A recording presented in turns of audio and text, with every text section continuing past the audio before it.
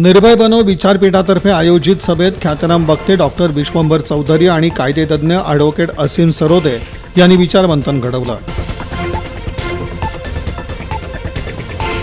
निर्भय बनो विचारपीठातर्फे आयोजित सभेस ज्येष्ठ नेते सुशीलकुमार शिंदे, आमदार प्रणिती शिंदे यांच्यासह मान्यवर नेतेगणांची उपस्थिती होती।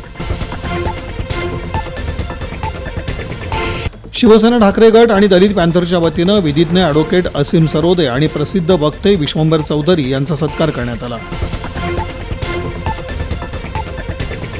शिवगर्जना या महानाट्याचा उद्घाटन सोहळा शानदार बहारदार वातावरणात साजरा झाला। सलग 3 दिवस या महानाट्याचे प्रयोग होणार आहेत।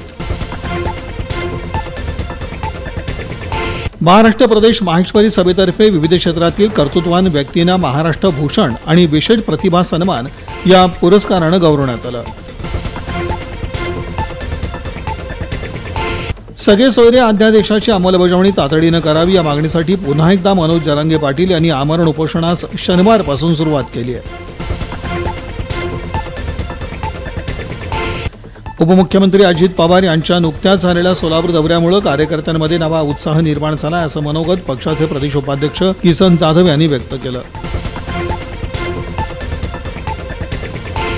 राष्ट्रवादी काँग्रेस दादा गटाच्या अल्पसंख्याक विभागाची शहर कार्यकारिणी जाहीर करण्यात आली असून संघटन शक्ती वाढवण्याचा निर्धार नेतेगणांनी केला।